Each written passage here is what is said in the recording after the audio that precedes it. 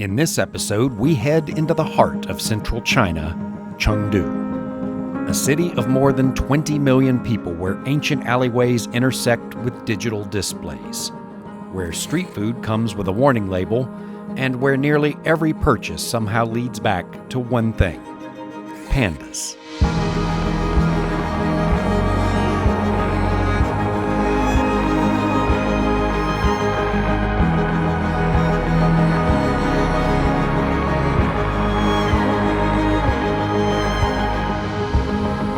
Lost in space and time, obliterate our taste buds with Sichuan spice, create a Caucasian commotion, and we do our best to figure out exactly how an animal that does virtually nothing became one of the most beloved creatures on Earth.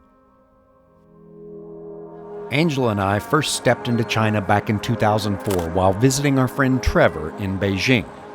That trip literally changed the way we saw the world. This time, we're way inland in Chengdu, and it's been on Angela's bucket list for one very specific and admittedly adorable reason.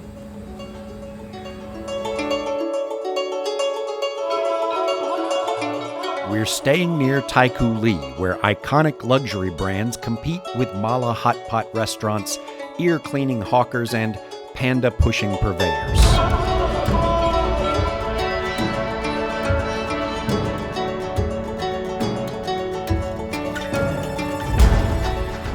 Chengdu may be a city of over 21 million people, but it's extraordinarily quiet.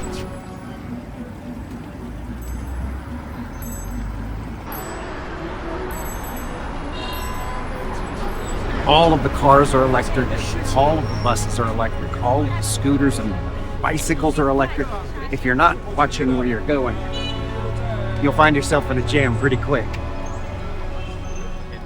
We're coming from Bangkok, where the temperatures rarely dip down even into the 80s. But here, we woke up to temps in the 40s, and I am unprepared. Yes.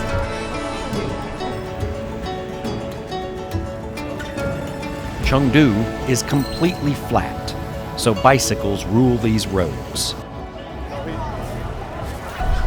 Later, at night, buildings breathe in all of their LED glory. While the traffic may be quiet, the rest of the city is not necessarily. It's busy, it's bustling. There are people clamoring for your attention. There are spontaneous shows that seem to erupt out of businesses. And there are hawkers trying to draw you in for everything from hot pot to having your ear cleaned. So it may be quiet on the streets, but on the pedestrian streets, it's anything but calming.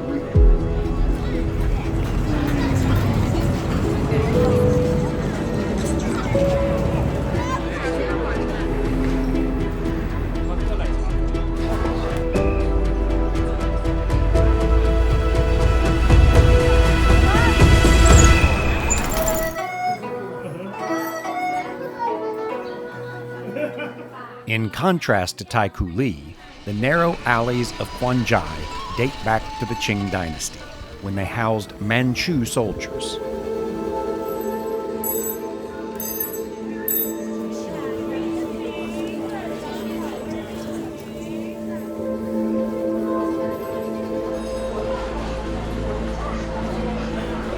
So one of our fondest memories of visiting Beijing was strolling through the alleyways of what they call the hutong. The hutong were homes and neighborhoods built centuries ago. And they started by building off the side of the palace walls, and every house that came along after it would simply add another wall. So you would build off of your neighbor's home, and it ended up being this endless maze of incredible architecture and homes, and very interesting glimpse in the way that people lived during the Qing dynasty. And unfortunately, at the time, they were destroying a lot of the hutong because they were getting ready for the Olympics, and they wanted to kind of show a new, more modern China. But here, in Chengdu, they preserved the hutong. They've turned them now into courtyard restaurants and shops. It really is beautiful, and this is a pedestrian-only area that glimpses a little bit of the ancient history of the Qing dynasty, but also the future of China.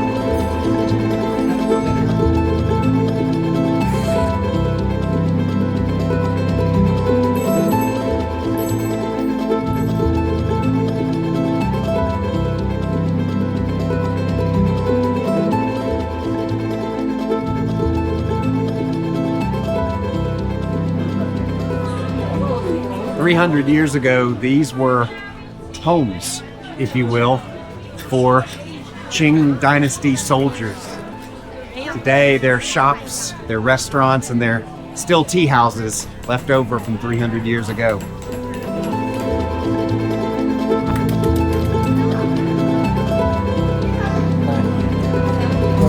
Nice to meet you.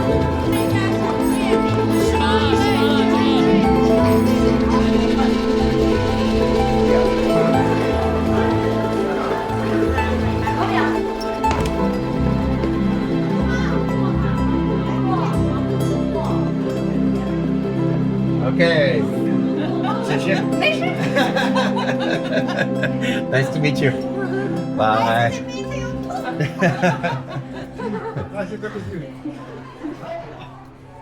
Next, we explored Jinli Ancient Street.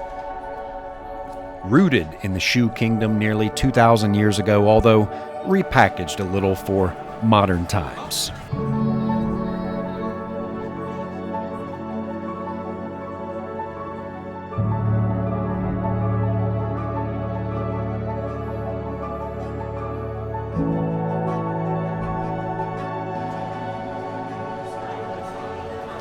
We experienced our first authentic taste of Chengdu here at Ma's Kitchen.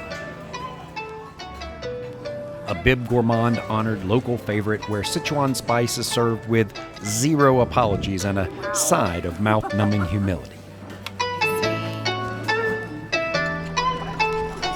This is Ma's restaurant right in the heart of Chengdu. It's been here for over 100 years, and although it looks very modern, the recipes go back to when Ma was in the kitchen. This is authentic Sichuan cooking. This is not for tourists. This is a place that locals come, they adore it. In fact, it's got a Michelin star.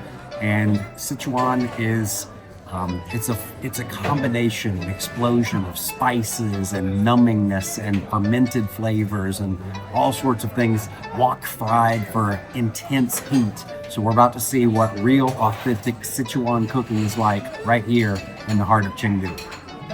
So this is a bowl of beef in Sichuan oil and spices and peppercorns, and I have to be honest, it looks incredibly intense. In fact, they gave us a bowl of water with it so that if you need to wash the beef off, then you can take the spice level down a little bit. But the spice here isn't just like spicy hot, it is numbing hot. And that comes from the Sichuan chilies and Sichuan peppercorns that are unique to this region. And it literally turns your mouth into a trip to the dentist. So I'm about to give this a shot.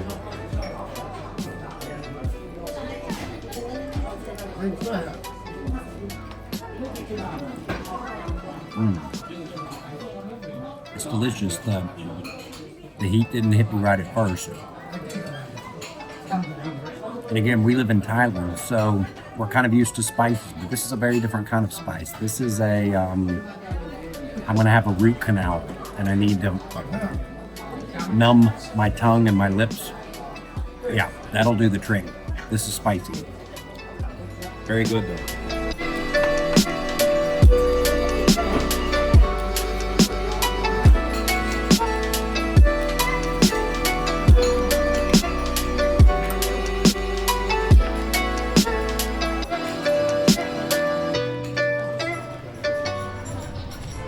So that is Ma's Kitchen. Dates back over 100 years. It's a one-star Michelin experience. We had authentic Sichuan recipes and flavors fabulous dining experience, more food than we could eat, all for 2 people for $41. Incredible value.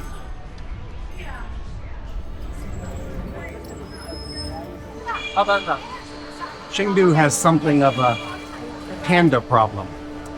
Over 75% of the world's pandas come from this region. And based on my estimates, at least 98% of the world's panda plush toys are also here. It's on everything. It's on bicycles, it's on spas, it's on motorbikes, it's on pastries, it's in restaurants. Pandas are an inescapable reality of living and touring in Chengdu. All right, Panda Express. All right.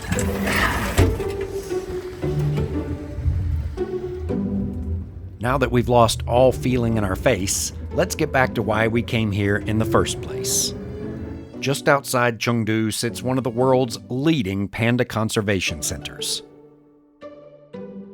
Back in the 1980s, there were fewer than 1,000 pandas left on Earth. Today, that number has nearly doubled, thanks in part to places like this. We are here at the Chengdu Panda Breeding Research Center. We haven't seen a lot of breeding, but we are seeing a lot of adorable pandas. We arrived early and queued near the front. Behind us, a crowd stacked up quickly. Hundreds of people, although virtually no Westerners. Definitely some Squid Game vibes this morning as we stood in line. The only Westerners as far as the eye could see. And then when they opened the gate, people began to run toward the various viewing stations that are around this habitat. When the gates finally flung open, it was pure pandemonium. A mad dash to secure a front row seat to the least energetic show on Earth. Pandas sitting on their plump butts enjoying an all-you-can-eat bamboo buffet.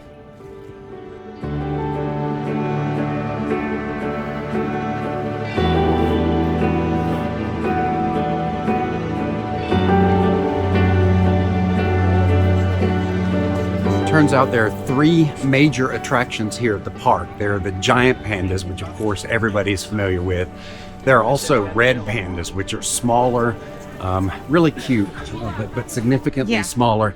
And then Caucasians. As it turns out, a lot of people want to take photos with us. So they come here to see pandas and to see whiteys in the wild.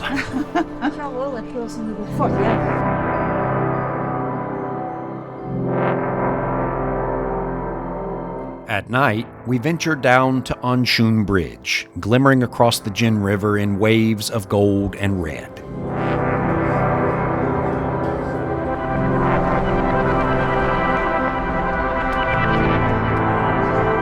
Bars, restaurants, street food, people playing games on the sidewalk.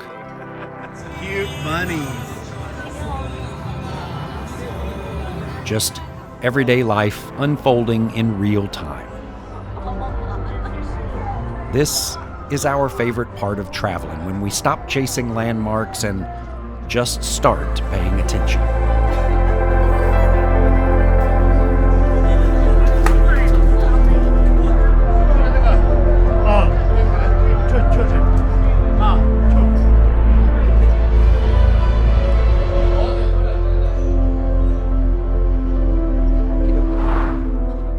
The next day, we entered People's Park, which feels less like a tourist stop and more like a window into everyday life here. This is a place called the People's Park, a famous destination here in the city of Chengdu. There are tea houses and plenty of places just to relax. Beautiful. Everything feels staged, and yet nothing is. There's no main attraction, just people. People dancing, people playing games, exercising, talking. Multiple generations sharing the same space, each doing their own thing, all at once. So now we have a little taste of what it's like to be a panda bear here in Chengdu. Sitting here just trying to enjoy our bamboo shoots and our jasmine tea while people stroll by and take photos of it. So we kind of get it now. Sorry, Pandas.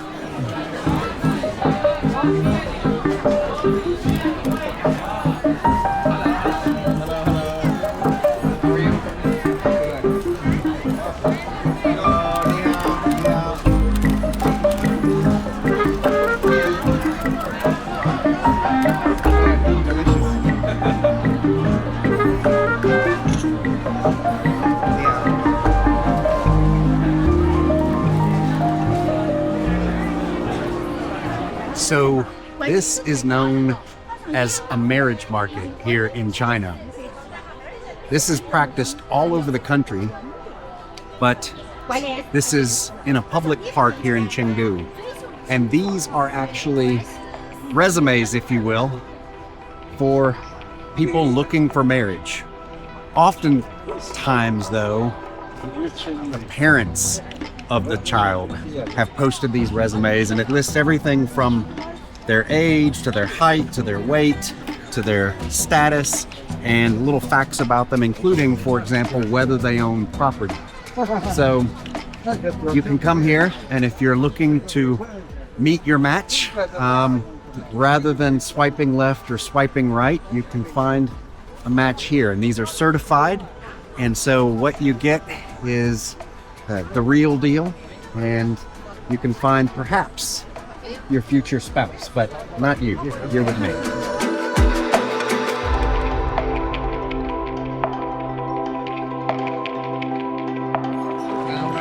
All right, so this is the famous ear cleaning. You see it throughout the city. So this is a famous cultural thing to do here, in kind of particularly in Chengdu. So in the mornings when you're having your tea, they will come by and offer to clean your ears. And so there are individuals walking around that you not only see it here in tea houses like this, but you also see it in stores. There are storefronts all throughout the city where you can have this service done, which I guess in the West we don't think much about, but here it's part of daily life.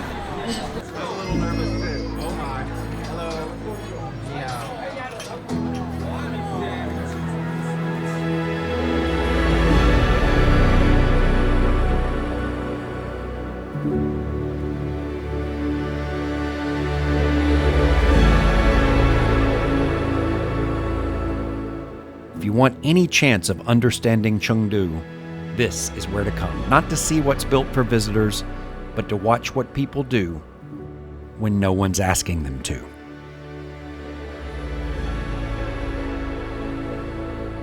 Chengdu was not what we expected. We came for the pandas, but what we found was something even quieter. A megacity that somehow balances scale with calm. Modern life with deep history. Energy without the noise. And maybe that's what stays with you. Not the landmarks, not the highlights, just those small, unplanned moments where a place reveals itself without even trying. Angela certainly got what she came for. The pandas delivered. But now, it's my turn. Next stop, Chongqing. A place that couldn't feel any more different. If Chengdu is calm and grounded, Chongqing is what happens when a city forgets that gravity exists.